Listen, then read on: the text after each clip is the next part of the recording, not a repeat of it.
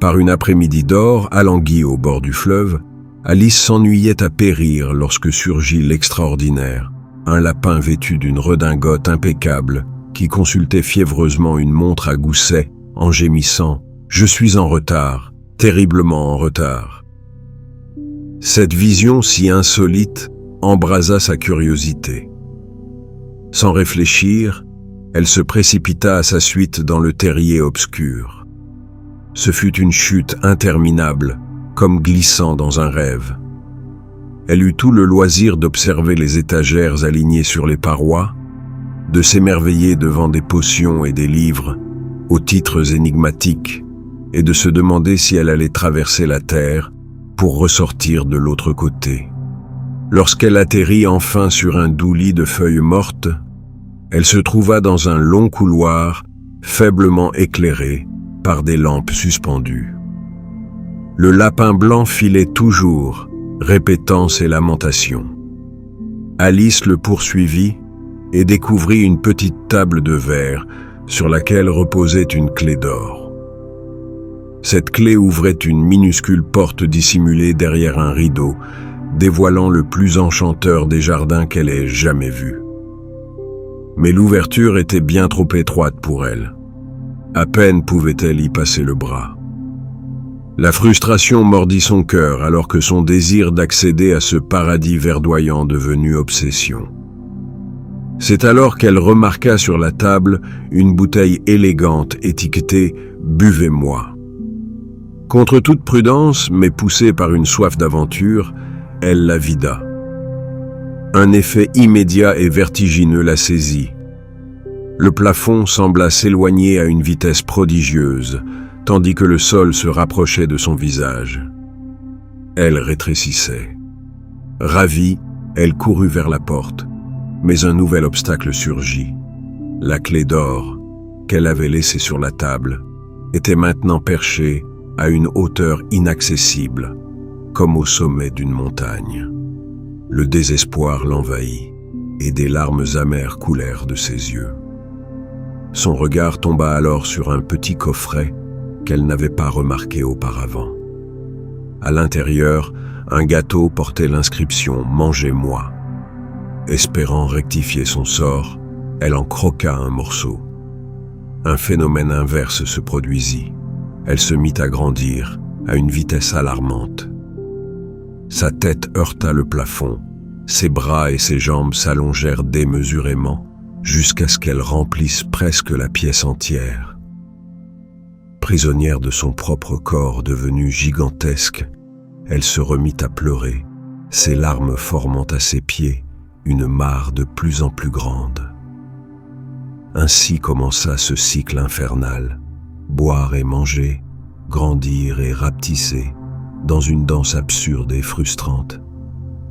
Finalement, en manipulant avec précaution un morceau de champignon magique qu'elle obtint plus tard, elle parvint à retrouver une taille lui permettant de franchir la porte, mais glissa malencontreusement dans la mare de ses propres larmes. Cette chute liquide la mena à une assemblée des plus étranges.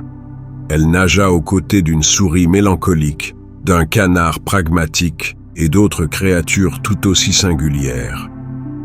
Une fois sur la rive, trempée et frigorifiée, elle assista à une course cossaine organisée par un dodo solennel.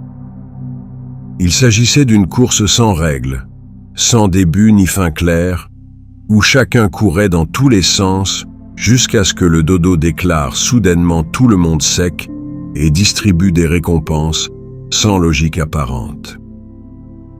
La souris tenta de les sécher en racontant l'histoire la plus sèche qu'elle connaissait, une leçon d'histoire sur Guillaume le Conquérant, mais cela ne fit que les ennuyer davantage. Alice, quittant cette foule confuse, rencontra à nouveau le lapin blanc. Celui-ci, l'ayant prise pour sa servante Mary-Ann, l'envoya d'une voix pressante chercher ses gants et son éventail dans sa maisonnette. À l'intérieur, elle trouva une autre bouteille. Trompée par l'habitude, elle la but et sentit à nouveau son corps se dilater de façon incontrôlable. En un instant, Elle fut coincée, remplissant chaque centimètre de la petite maison, un bras sortant par la fenêtre et l'autre par la cheminée. Le lapin, revenu et horrifié, mobilisa une foule hétéroclite. Ils décidèrent d'envoyer le petit Bill, un malheureux lézard, par la cheminée pour déloger l'intruse. Alice, gênée et irritée, donna une petite chiquenaude du pied et expédia le pauvre Bill dans le jardin. La foule, paniquée, se mit à lui jeter des cailloux qui, miraculeusement, se transformaient en petits gâteaux en l'air. Comprenant l'astuce, Alice en mangea un et rétrécit aussitôt, lui permettant de s'échapper de la maison et de fuir la foule hostile. Elle se réfugia dans une forêt profonde où elle fit la connaissance d'un être des plus énigmatiques. Une chenille bleue assise sur un champignon et fumant un narguilé avec un air de supériorité tranquille. Leur dialogue fut un exercice de frustration. La chenille l'interrogea d'une voix traînante et méprisante. « Qui es-tu » Cette question simple plongea Alice dans un abîme de doute. Elle répondit confuse. « Je ne sais pas très bien, monsieur, pour le moment. Du moins, je sais qui j'étais en me levant ce matin, mais je crois avoir changé plusieurs fois depuis. » La chenille, peu compatissante, lui rétorqua qu'elle devrait mieux se retenir. Et, après un échange décousu sur les métamorphoses et l'identité, lui révéla que les deux côtés du champignon lui donneraient le contrôle de sa taille. En croquant soigneusement des fragments, Alice parvint enfin, après quelques essais erratiques, à stabiliser sa forme et repartit, un peu plus assurée mais toujours aussi perplexe. Sa route la mena à la demeure de la duchesse, un lieu où régnait le chaos et une odeur âcre de poivre. La duchesse elle-même, une femme au visage ingrat et aux manières brusques, berçait un bébé hurlant, tandis qu'une cuisinière en colère jetait sa vaisselle et des poivrières dans un chaudron. L'atmosphère était étouffante. La duchesse assénait à Alice des moralités absurdes, telles que le sens moral de ce sujet, c'est que l'amour seul, est capable de mettre le monde en mouvement, tout en secouant brutalement le bébé. Excédée par cette scène, Alice s'empara de l'enfant et s'enfuit. À sa grande horreur, le nourrisson se mit à grogner et à se transformer progressivement en un cochonnet dans ses bras. Constatant que l'animal semblait plus heureux ainsi, elle le laissa partir dans la forêt. C'est alors qu'apparut, perché sur une branche, le plus insaisissable des habitants du pays des merveilles, le chat du Cheshire. Sa particularité était son large sourire, qui persistait même lorsque le reste de son corps avait disparu. Leur conversation fut un chef-d'œuvre de logique tordue. Le chat lui indiqua que, dans une direction, habitait le chapelier fou, et dans l'autre, le lièvre de Mars. « Je rends visite à des fous complets, déclara-t-il. Vous devez l'être aussi, sans quoi vous ne seriez pas venu ici. » Avant de s'évanouir complètement, il laissa son sourire flotter dans les airs, une énigme à lui tout seul. Alice choisit de se rendre au thé des fous, une scène d'une absurdité sublime. Le chapelier fou, le lièvre de Mars et un loir assoupi étaient attablés pour un thé perpétuel. Ils expliquèrent à Alice qu'ils avaient offensé le temps et qu'en punition, il était toujours 6 heures, l'heure du thé. Ainsi, ils étaient condamnés à prendre le thé éternellement, déplaçant simplement leur couvert autour de la table lorsque les nappes étaient en trop salies. La conversation était un déluge de devinettes sans réponse. Pourquoi un corbeau ressemble-t-il à un bureau? D'histoires interrompues, de commentaires insultants, déguisés en politesse et de changements de place incessants. Alice, exaspérée par cette folie organisée, finit par les quitter en déclarant que c'était la réunion la plus idiote et le thé le plus insipide auquel elle n'ait jamais assisté. Enfin, après tant de péripéties, elle retrouva le chemin du magnifique jardin qui l'avait tant attirée. Mais la réalité était bien différente de ses rêves. Le jardin était en fait le domaine de la reine de cœur. Des jardiniers, qui n'étaient autres que des cartes à jouer, des 2, des 5 et des 7, peinaient à repeindre en blanc des rosiers qu'ils avaient plantés en rouge par erreur, tremblant à l'idée de la colère de leur souveraine. Le cortège royal fit son entrée dans un grand fracas. La reine de cœur était une femme imposante, au visage sévère et à la voix tonitruante, dont la sentence favorite était un retentissant « qu'on lui coupe la tête » lancé pour la moindre offense. Son époux, le roi de cœur, plus petit et effacé, tentait parfois de calmer ses ardeurs meurtrières. La reine, apercevant Alice, l'interrogea avec une rudesse qui glaça le sang. Contre toute attente, Alice, ayant retrouvé un peu de son assurance, lui répondit avec une franchise et une impertinence qui surprirent la monarque. Celle-ci l'invita alors à une partie de croquet.